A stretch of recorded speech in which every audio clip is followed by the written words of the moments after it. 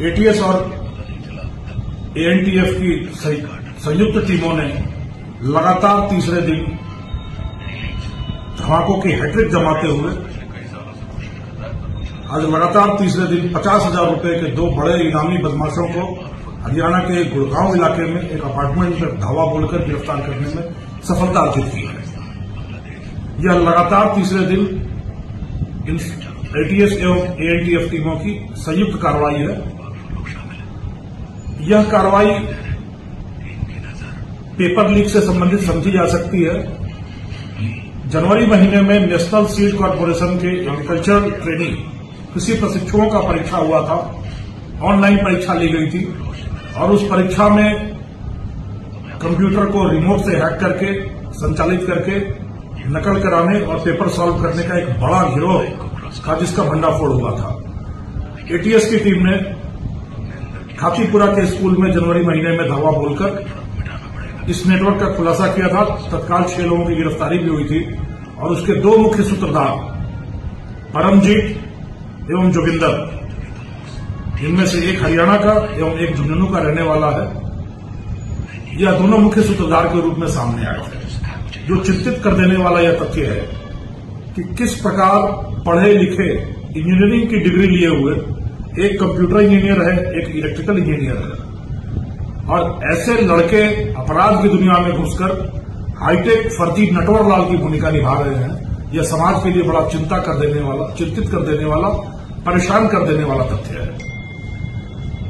पूछताछ में जो कहानी सामने आई है कि दोनों अच्छे कॉलेजों से पढ़कर इंजीनियर थे। दिल्ली में रहकर प्रतियोगी परीक्षाओं की तैयारी के दौरान इनका आपस में साथ हुआ, दोस्ती हुई और एक ही मनोवृत्ति के होने के कारण दोनों की गाड़ी चलने लगी।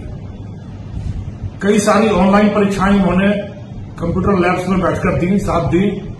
उन परीक्षाओं में तो असफल होते गए, पर अपनी सफलता की कड़ी, अपनी सफलता की सीढ़ी उन्होंने उसी कंप्यूटर लैब को बनाने की ठान ली और षड्यंत्र बुना। दिल्ली के कई क्षेत्रों में इसी तरीके से कंप्यूटर लैब बनाकर घोटाले, घपले, धांधली करने का खेल इन्होंने किया। 2018 में इनमें से एक परमजीत तिमारपुर इलाके में इसी तरीके से लैब हैक करने के मामले में गिरफ्तार हो चुका है, आरोपी रहा है। जब दिल्ली में इन पर प्रेशर बढ़ा, दबाव बढ़ा, तो इन्होंने धीरे से अपना ठिकाना जयपुर में बदल दिया।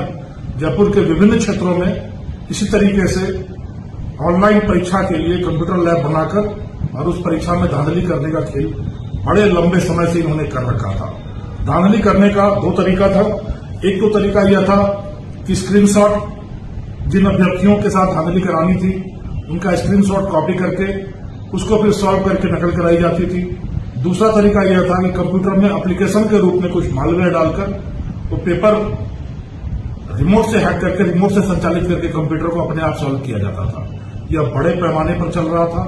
अभी तक की पूछताछ में जो इन्होंने बताया है उसके हिसाब से इन्होंने कई ऐसी परीक्षाओं में दर्जनों अभ्यर्थियों को इस तरीके से धांधली से पास कराया है। इसके लिए जब भी इनका सेंटर घोषित होता था, जो अभ्यर्थी वहां आने वाले होते थे, कोचिंग संस्थानों के माध्यम से उनसे संपर्क करके 1.5 लाख से लेकर करीब 8 लाख रुपए तक की राशि परीक्षा के स्तर के अनुरूप ली जाती थी और यह धांधली की जाती थी। इसका अनुसंधान जब पिछली बार एटीएस ने छापा मारा था उसके बाद से यह प्रकरण वैशाली नगर थाने में दर्ज कराया गया था और जयपुर पश्चिम की पुलिस उसमें अनुसंधान कर रही है।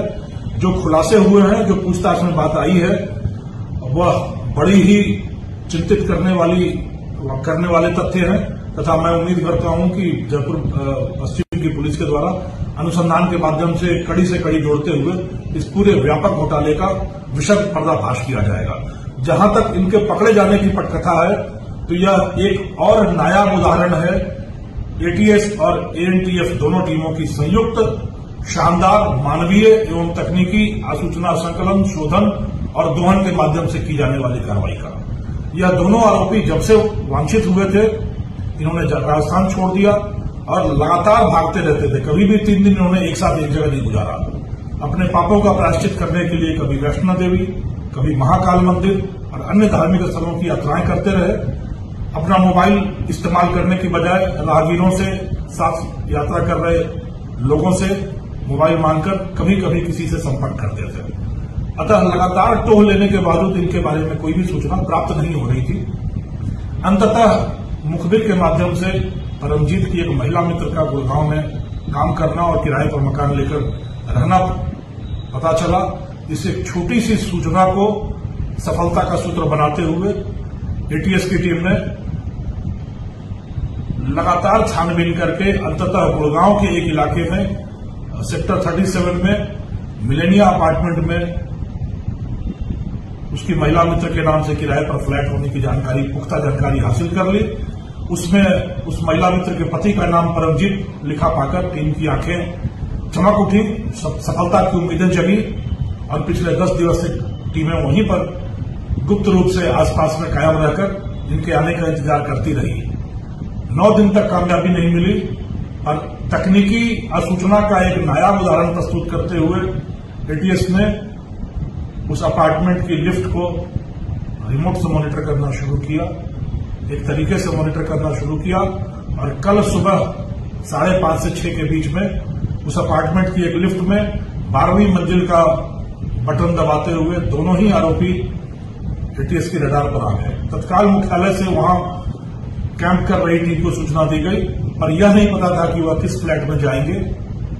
एटीएस की टीम के 2 जवानों ने प्लम्बर का रूप धारण किया और उस फ्लैट में जाकर उस महिला से यह कहा कि आपके टॉयलेट में पानी लीक हो रहा है, जिसके चलते नीचे के फ्लैट में लीकेज जा रहा है, इसको ठीक करना पड़ेगा। इस माध्यम से प्रवेश किया और वहां जाकर दूसरे साथी को टूल ले आओ का कोड वर्ड दिया, जिस कोड वर्ड के आधार पर निचले तल पर इंतजार कर रही टीम ने वहां तत्काल धावा बोला और वहां आराम फरमा रहे दोनों आरोपियों को गिरफ्तार कर लिया गया। एक और विडंबना यह है कि यह दोनों आरोपी उज्जैन के महाकाल मंदिर में दर्शन करके आ रहे थे और जैसा उन्होंने बताया कि उन्होंने ईश्वर से अपने तनाव की मुक्ति की प्रार्थना की थी, महाकाल से अपने इस तनाव, इस स्थिति से मुक्ति की प्रार्थना की थी और वापस आते ही पुलिस के धावे के साथ इनके तात्कालिक तनाव का समापन हुआ और अभी अपने मंजिल जेल की कोठरी तक पहुंच गए हैं। आगे का रास्ता कानून तय करेगा। इस देश की युवा पीढ़ी, इस राजस्थान के युवा पीढ़ी परीक्षार्थियों सबसे हमारी अपील है कि व्यवस्था पर विश्वास रखें, अपने परिश्रम, अपनी मेधा, अपनी श्रम शक्ति पर भरोसा रखें। प्रक्रिया पूर्णतः पारदर्शी है और हर इस तरह के घोटालेबाजों पर, धांधलीबाजों पर, षड्यंत्रकर्ताओं पर हम लोगों की पैनी नजर है। कहीं भी पत्ता नहीं खड़कने दिया जाएगा और मेधा